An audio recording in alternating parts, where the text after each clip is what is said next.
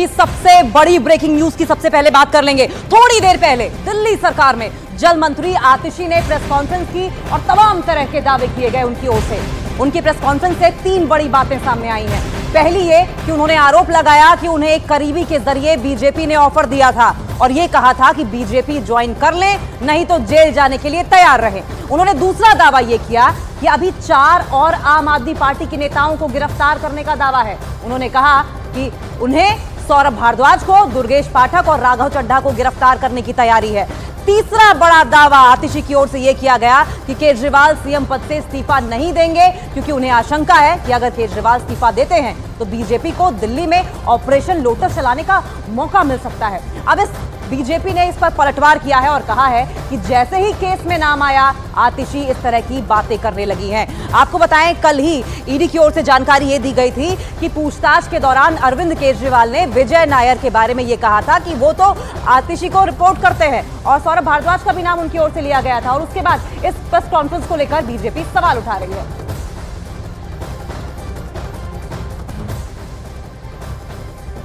तो वहीं दिल्ली सरकार की मंत्री आतिशी ने दावा यह किया है कि उन पर बीजेपी में शामिल होने का दबाव बनाया गया, उन्हें बीजेपी में शामिल होने का ऑफर दिया गया है। और इस पर बीजेपी नेता मनजिंदर सिंह सिरसा ने पलटवार किया और कहा कि वो गिरफ्तारी के डर से इस तरह के आरोप लगा रही हैं। वो सीधे सीधे नाम बताएं कि किसने ऑफर दिया है। भारतीय जनता पार्टी ने मेरे बहुत व्यक्तिगत करीबी व्यक्ति के माध्यम से मुझे भारतीय जनता पार्टी ज्वाइन करने के लिए अप्रोच किया। मुझे ये कहा गया कि या तो मैं भारतीय जनता पार्टी ज्वाइन कर लूं, अपना पॉलिटिकल करियर बचा लूं, अपना पॉलिटिकल करियर बढ़ा लूं, और अगर भारतीय जनता पार्टी नहीं ज्वाइन करी तो आने वाले 1 महीने में ईडी द्वारा मुझे गिरफ्तार कर लिया जाएगा। अरविंद केजरीवाल जी ने ईडी को इन लोगों के नाम दे दिए। अब इनको समझ में आ गया कि अगली बारी इनकी आएगी, क्योंकि अरविंद केजरीवाल जी ने इनको फंसा दिया। अरविंद केजरीवाल जी ने इनके खिलाफ सबूत दे दिए। अरविंद केजरीवाल जी ने बता दिया कि विजय नायर, जो कि सारे शराब घोटाले का मुख्य अभियुक्त है, जो कि इसके अंदर सारा काम कर रहा था और सरकारी बंगले में रह रहा था, उसका नाम लेते हुए बता दिया कि वो आतिशी जी को और सौरभ जी को रिपोर्ट करता था। अब इनको समझ में आ गया कि सारे एविडेंस हमारे खिलाफ हैं और इस परिवार के लोगों का पैसे के लेन देन में भी इस फैमिली का, आतिशी जी के परिवार के लोगों का नाम था।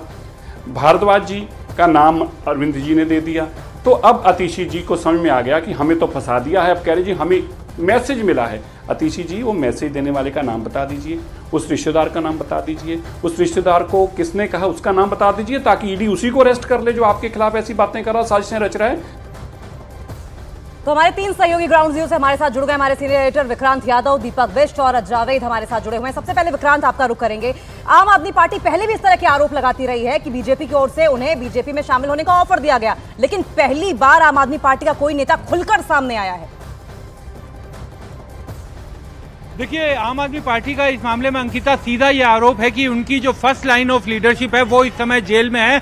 मुख्यमंत्री के साथ मुख्यमंत्री, पूर्व उप मुख्यमंत्री मनीष सिसोदिया, सत्येंद्र जैन, संजय सिंह, यानी पार्टी की जो फर्स्ट लाइन ऑफ लीडरशिप है वो जेल के अंदर है। और अब कोशिश ये की जा रही है कि जो सेकेंड लाइन ऑफ लीडरशिप है, जिसमें उन्होंने अपना नाम लिया, उन्होंने सौरभ भारद्वाज का नाम लिया, दुर्गेश पाठक का नाम लिया, तो ये राघव चड्ढा का नाम लिया, ये सेकेंड लाइन ऑफ लीडरशिप है। तो अब एक तरह से वो दबाव इस तरीके का दिखाना चाहती हैं कि ईडी ने पहले उनकी फर्स्ट लाइन ऑफ लीडरशिप को तोड़ा और अब सेकंड लाइन ऑफ लीडरशिप पर हमला किया जा रहा है। लेकिन बड़ी बात जो निकलकर सामने आ रही है, जिसकी तरफ बीजेपी भी इशारा कर रही है, उसके बारे में आम आदमी पार्टी को जवाब भी देना होगा और वो बोलेगी भी, क्योंकि विजय नायर इस मामले में जो गिरफ्तार किए गए थे और उनके बारे में सीबीआई का कहना है कि सीबीआई और ईडी का कहना है कि उन्होंने शराब नीति फॉर्मुलेट करने में, तैयार करने में बड़ी भूमिका निभाई और जो साउथ की लॉबी थी उसके साथ पैसे के लेन देन में भी शामिल थे। उनका जो बयान अरविंद केजरीवाल ने कहा, कल ईडी ने बताया कि वो आतिशी और सौरभ को रिपोर्ट करते थे। ये बात सही है कि ये बयान नया नहीं है। विजय नायर ने भी ये बयान दिया था ईडी को, जिसमें उन्होंने ये कहा था कि मैं मीडिया इंचार्ज होने के नाते सौरभ भारद्वाज और आतिशी दोनों को रिपोर्ट करता था।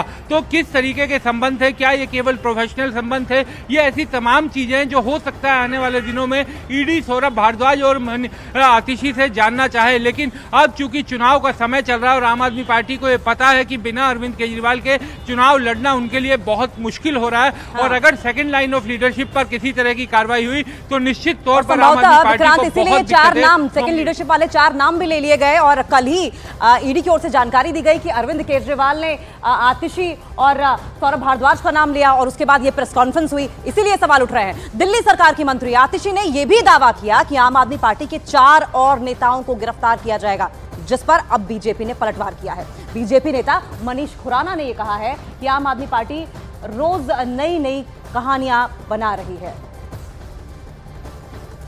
अब भारतीय जनता पार्टी का ये इरादा है कि आने वाले 2 महीने में लोकसभा चुनाव से पहले वो आम आदमी पार्टी के 4 और नेताओं को गिरफ्तार करने वाले हैं। वो मुझे गिरफ्तार करेंगे, वो सौरभ भारद्वाज को गिरफ्तार करेंगे, वो दुर्गेश पाठक को गिरफ्तार करेंगे और वो राघव चड्ढा को गिरफ्तार करेंगे। भारतीय जनता पार्टी ने ये उम्मीद करी थी कि अरविंद केजरीवाल जी की गिरफ्तारी के बाद आम आदमी पार्टी बिखर जाएगी, आम आदमी पार्टी टूट जाएगी, आम आदमी पार्टी का मोराल डाउन हो जाएगा, क्योंकि आम आदमी पार्टी का अब सारी सीनियर लीडरशिप जेल में है, हिरासत में है। नया दिन और नई मनोहर कहानियां, यही कुछ आतिशी ने मीडिया के सामने आके एक सेंसेशन पैदा करने की कोशिश की और नई मनोहर कहानियां गढ़ी। आज मैडम कह रही हैं कि भारतीय जनता पार्टी के कोई व्यक्ति उनको अप्रोच कर रहा है और उनको ऑफर कर रहा है। चुनौती है आतिशी जी, नाम बताइए, अन्यथा आज भारतीय जनता पार्टी का प्रतिनिधिमंडल आज पुलिस कमिश्नर से मिलकर एक बार फिर आपकी कंप्लेन का दर्ज करेगा। तो हरीश खुराना आरोप लगा रहे हैं कि नया दिन नई मनोहर कहानियां। सीधा हम जावेद का रुख कर लेंगे। जावेद, आतिशी ने 1 महीना और 4 नेताओं का नाम लिया है, इसके पीछे क्या ग्राउंड दिखाई दे रहा है आपको? क्या ये सेकंड लीडरशिप वाली बात ही है? देखिए 2-3 मुद्दे बिंदु जो है इसमें वो बहुत अहम है।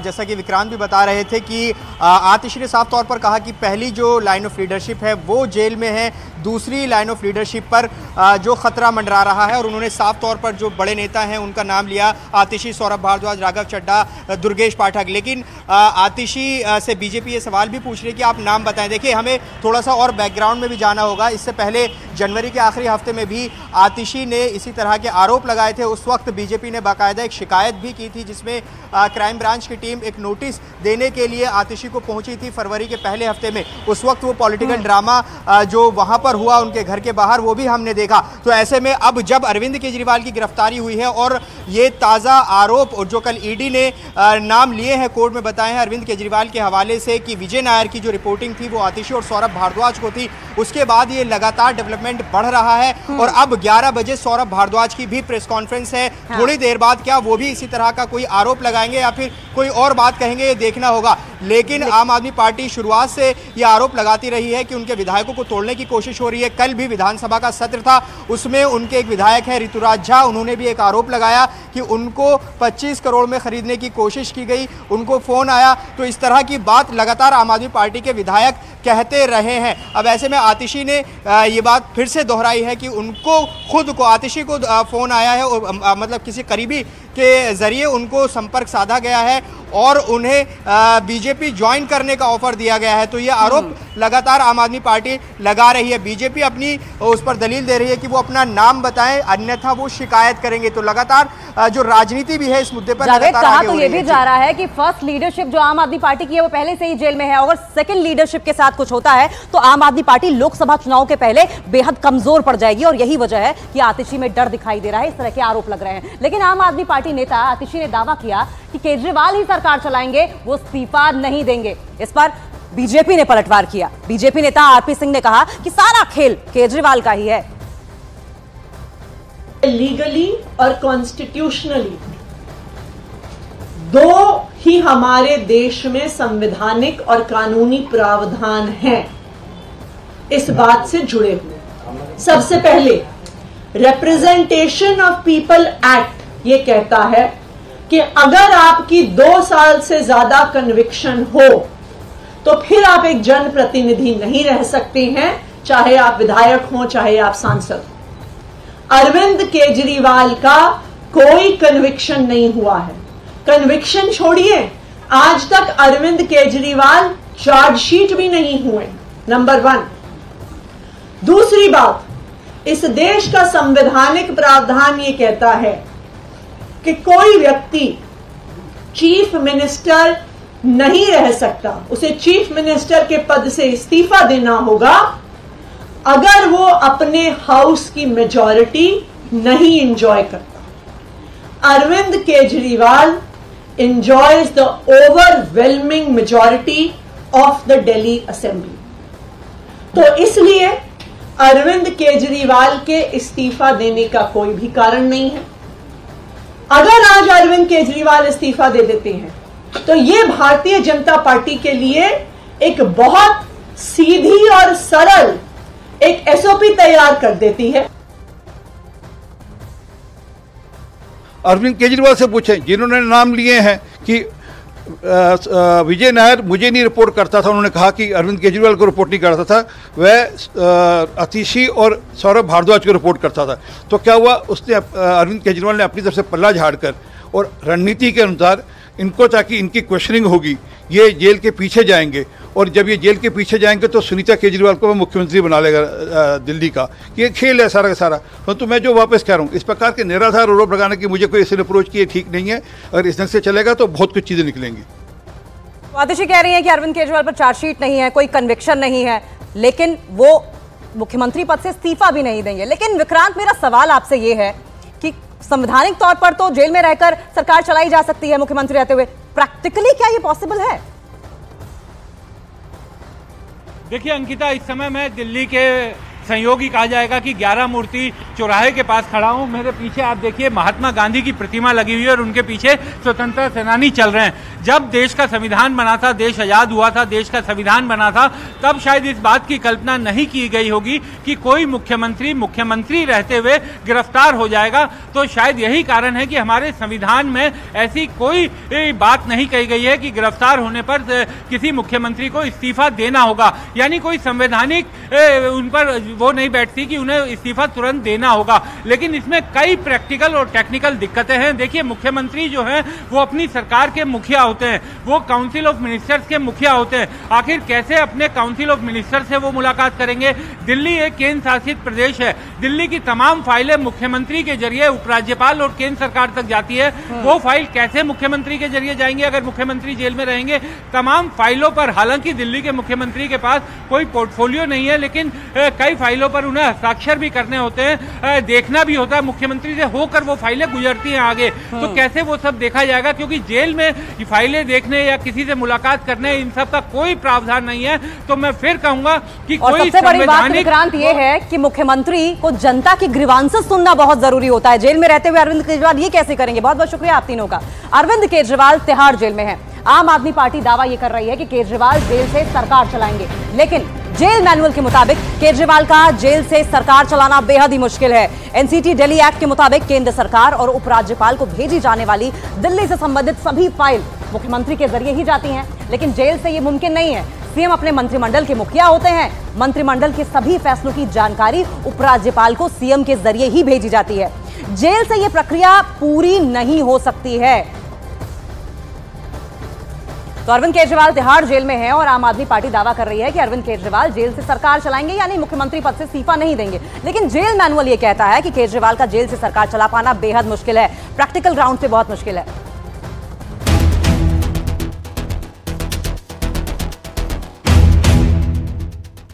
मार्च को केजरीवाल की गिरफ्तारी के बाद से ही दिल्ली की आम आदमी पार्टी लगातार दावा कर रही है कि अरविंद केजरीवाल सीएम पद से इस्तीफा नहीं देंगे और वो जेल से ही सरकार चलाएंगे। ऐसे में खबर यहाँ तक आई कि ईडी की कस्टडी से अरविंद केजरीवाल ने कई आदेश दिए। दिल्ली सरकार की तरफ से दावा किया गया कि केजरीवाल ने ईडी की कस्टडी में रहते हुए आदेश के कई लेटर साइन भी किए। हालांकि बाद में ईडी की तरफ से इस तरह के किसी भी आदेश और लेटर पर साइन की बात से इनकार कर दिया। अब केजरीवाल न्यायिक हिरासत में तिहाड़ जेल पहुंच गए हैं। दिल्ली आबकारी घोटाले मामले में गिरफ्तारी के बाद तिहाड़ की बैरक नंबर 2 में केजरीवाल एक रात गुजार चुके हैं और दिल्ली सरकार अभी भी अड़ी हुई है कि अरविंद केजरीवाल जेल से ही सरकार चलाएंगे। लेकिन आम आदमी पार्टी की जेल से सरकार चलाने की जिद पूरी होना बेहद मुश्किल लग रहा है। दरअसल दिल्ली से संबंधित फाइल सीएम के जरिए ही जाती है, जेल से ये मुमकिन नहीं। मंत्रिमंडल के सभी फैसलों की जानकारी उपराज्यपाल को सीएम के जरिए ही भेजी जाती है। ऐसी सरकारी फाइल जो सीएम के देखने के बाद ही आगे बढ़ती है, जेल से ये मुमकिन नहीं। जेल में सीएम केवल न्यायिक जरूरत के कागजों पर हस्ताक्षर कर सकते हैं। सरकारी फाइल के साथ ये मुमकिन नहीं। सीएम अपने मंत्रिमंडल के सहयोगियों से मुलाकात नहीं कर सकते क्योंकि उनकी मुलाकातियों के नाम में वो शामिल नहीं है।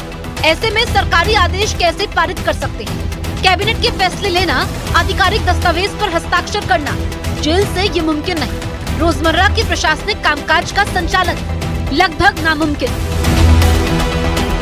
हालांकि दिल्ली हाईकोर्ट जेल से सरकार चलाने पर रोक की याचिका को ये कहकर खारिज कर चुका है कि ये कार्यपालिका का विषय है, लिहाजा इस पर फैसला उपराज्यपाल, राष्ट्रपति या फिर केंद्र सरकार को लेना है। इसमें न्यायिक दखल का कोई स्कोप नहीं है। केजरीवाल देश के इतिहास में पहले ऐसे मुख्यमंत्री हैं जिन्हें पद पर रहते हुए गिरफ्तार किया गया है और पहले गिरफ्तारी और उसके बाद न्यायिक हिरासत में भेजे जाने के बावजूद अरविंद केजरीवाल ने सीएम पद से इस्तीफा नहीं दिया है।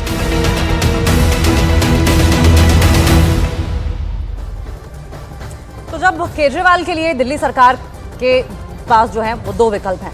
पहला तो ये है कि केजरीवाल को इस्तीफा देना होगा, विधायक दल का नया नेता चुना जाएगा, और दूसरा विकल्प, सेकंड ऑप्शन ये है कि केजरीवाल सरकार पर संवैधानिक संकट, एलजी सरकार बर्खास्त करने की सिफारिश कर सकते हैं। तो यही 2 विकल्प हैं और क्योंकि आम आदमी पार्टी लगातार इस बात पर अड़ी हुई है कि अरविंद केजरीवाल जेल के अंदर से ही सरकार चलाएंगे, तो हम सीधा विक्रांत से ही समझते हैं। विक्रांत, ये 2 ऑप्शन तो हमें दिखाई दे रहे हैं, लेकिन अरविंद केजरीवाल पर क्या सूट कर रहा है? कितने ऑप्शन है उनके पास?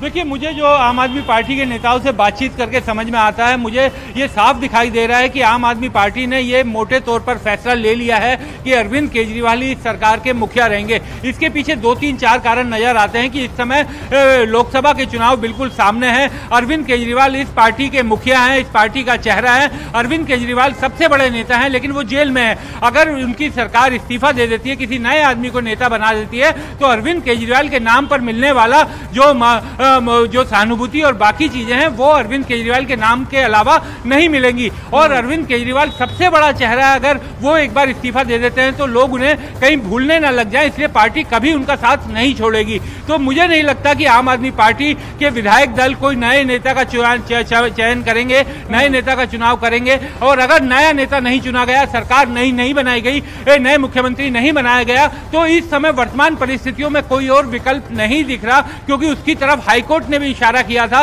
कि अगर कोई संवैधानिक संकट पैदा होता है तो इसमें न्यायिक हस्तक्षेप तो नहीं किया जा सकता, लेकिन राज्यपाल, उपराज्यपाल और राष्ट्रपति के पास अथाह पावर है। ये कार्यपालिका का अधिकार क्षेत्र है और वही इस मामले में कार्रवाई कर सकते हैं। तो क्या उस तरफ बढ़ता हुआ दिखाई दे रहा है, ये कुछ समय बाद पता चलेगा। यानी कि सिंपैथी वोट्स पर पूरी नजर आम आदमी पार्टी की है और यही वजह है कि आम आदमी पार्टी नहीं चाहती कि अरविंद केजरीवाल इस्तीफा दें। अरविंद केजरीवाल 15 अप्रैल तक न्यायिक हिरासत में हैं और जेल में उनकी पहली रात काफी बेचैनी भरी रही। उनके घर से आया खाना उन्हें दिया गया, उसके बाद उन्होंने किताब पढ़ी और फिर सोने के लिए चले गए, लेकिन पूरी रात उन्हें ठीक से नींद नहीं आई। हालांकि उन्हें गद्दा, तकिया और कंबल सब दिया गया, लेकिन वे रात में परेशान दिखाई दिए।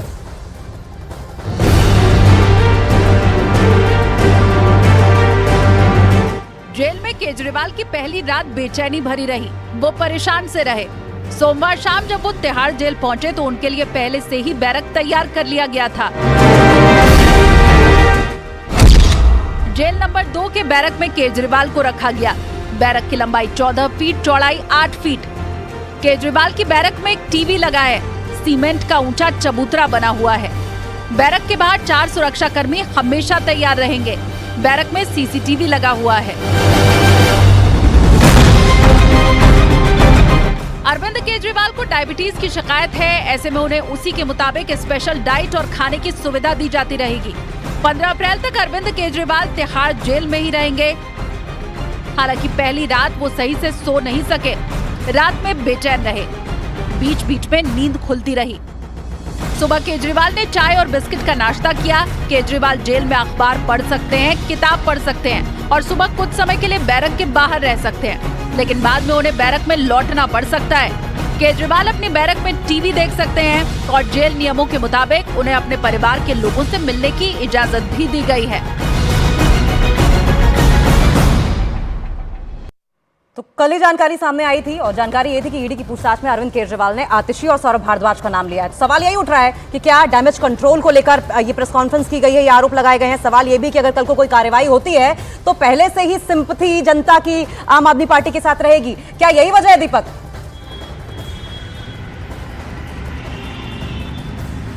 देखिए बिल्कुल अंकिता, अभी तक जिस तरह से नाम लिया गया था एक दिन पहले कोर्ट के अंदर, तो उसके बाद से ही लगातार हलचल मची हुई है। हालांकि ईडी की तरफ से कोई ऐसी हलचल नहीं है कि उनसे पूछताछ के लिए अगर उन्हें जरूरी लगेगा कि इस दिल्ली शराब नीति मामले में उनसे पूछताछ की कोई ज़रूरत है। हालांकि अब तक विजय नायर का जो स्टेटमेंट था, जो बयान उन्होंने केजरीवाल को दिखाए थे ईडी ने, उन बयानों के आधार पर सीधा सीधा संपर्क आतिशी और सौरभ भारद्वाज से विजय नायर का था, ऐसा कहा गया था कोर्ट में कल एएसजी राजू की तरफ से। और उसके बाद से अब ईडी क्या उनसे पूछताछ करेगी दोनों से, क्योंकि नाम तो पहले 1.5 साल पहले भी दिए जा चुके हैं, ऐसा विजय नायर के स्टेटमेंट में भी था।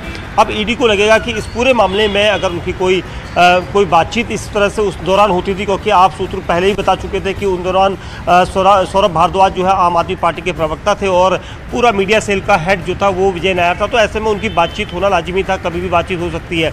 लेकिन ईडी का क्या रुख रहेगा इस पूरे मामले पर, वो देखना होगा। जी ठीक है, लौटे